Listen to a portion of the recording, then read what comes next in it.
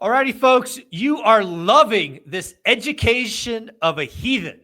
We are taking somebody who has no experience in reading the Bible, and Mr. Brian Adamson is bringing it to bear, really helping me understand just how much is in the Bible via the passages and verses.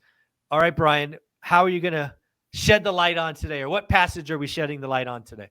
So what I try to do is, be prayerful, insightful of not just randomly picking out passages of scripture, but those that I think not only relate to the audience. I mean, I think they appeal to everybody, but specifically to the audience, being that most folks that are watching this are affluent, soon to be, you know, they're aspirational, they want more out of life and all those types of things. And so I try to think about me and you being very similar in that the things that we're going to encounter along the way, right? And so what are some tools, some biblical tools, some principles, some practices that can help us to navigate this course that we charter? So today, I got this one late last night. It's Proverbs 23:9, who, again, the book of Proverbs was written by the wisest, richest man in the Bible. Some will argue in all of history. And it says, don't waste your breath on fools, for they will despise the wisest advice. So don't waste your breath on fools, for they will despise the wisest advice. And I thought that was so spot on for the time of year that we're in, because so many people have New Year's resolutions. So many people have new goals. So many people have, probably started this journey of attending events and reading books and getting excited. And so they're acquiring all this new wisdom. But the thing that we have to be careful of is that the people that are around us, if they aren't as excited, if they aren't as invested, if they aren't as interested, then what can happen is you're sharing all this wisdom with fools. And what happened in result of that is that while you think you're helping people, and I've had the same personal experience, people actually start despising you because you're trying to help them to do something they don't want help in. And so you become an enemy in their narrative, Mike. I love this one, especially for the environment we're in. And you and I are both, been trying to help people for years, if not decades. I have a growing YouTube channel that gets attacked by Crash Bros, and more importantly, Crash Bro followers. And you can look at some of my comments, right? I think there was a comment yesterday talking about the 40% crash coming this year, and this, that, and the other. And it used to bother me. I used to engage, and my thinking was, hey, if I can help one of these folks see that there might be another way. But yeah, what I've come to learn is if you're that committed to drinking poison from porn creators of doom, what I say is I just say thank you and move on. I'm not gonna waste my breath on that fool, that idiot who's taken knowledge from broke people. I'm like, hey, if you want to take knowledge from broke people, go for it. I'll just say thank you and move on. This one's awesome. I love this one.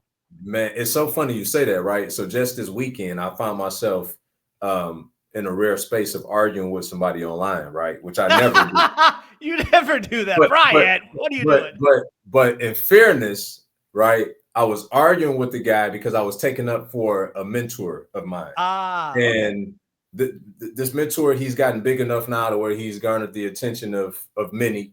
And this particular guy, his whole page, he's got 100,000 subs.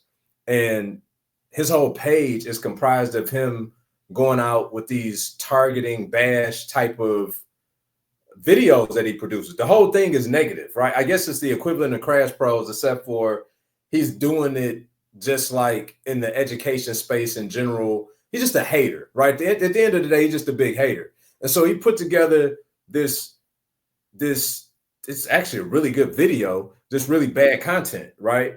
And he basically had this whole narrative of how he attended this event. He paid $97, and he was just bashing my mentor, right? It's no better way for me to say it. He made it seem as if him presenting opportunities for people and offers for people that they benefit from and he makes money from, that was a scam. And so I just, I just asked the guy I'm very good at cutting through all the fluff, right? I just asked the guy very simply in the comments, how is it a scam to create offers that help people make money and improve their life while you make money? Because that's all the video showed, but the way that he framed it for the untrained eye and the fool, they wouldn't understand that that's all he did was just flipped around a good thing and made it bad, although there was nothing bad being done.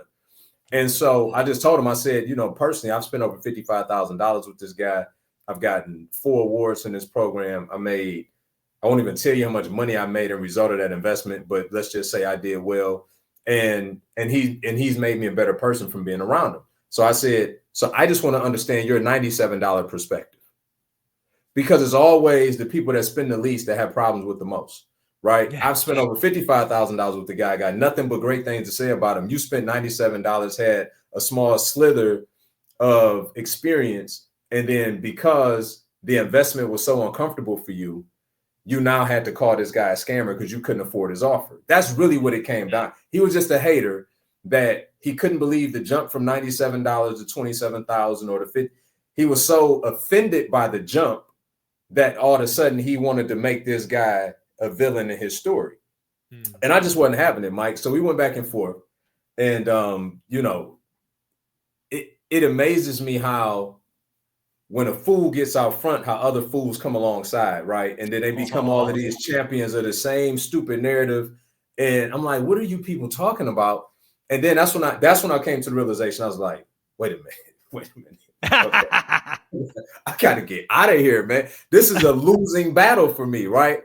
And so at the very end, the guy, we go back and forth and I'm proving him wrong. And then at the very end, he says, well, if you didn't like this one, you just wait. I'm going after all your idols this year. Everybody's calling me. I was just like, and you know what? I responded to this guy and said, Mike, I said, God bless you, man. I said, I hope you find peace. And he didn't respond anymore, because that's at the core of it all. For the Crash Bros, for any of these people that do nothing but put out negativity every day, Mike, they can't have a lot of peace in their life. No, it's really funny you bring this up, right? So when you talk about, so here's the deal. There are YouTube channels that grow very fast that make their creators stupid money. Mm-hmm. But every video they create is negative, doom, or hate. Yeah. If you want to grow fast on YouTube, create that content. But here's the deal. I know several creators, 500,000 subs and above, that have done that exact thing for 4+ years.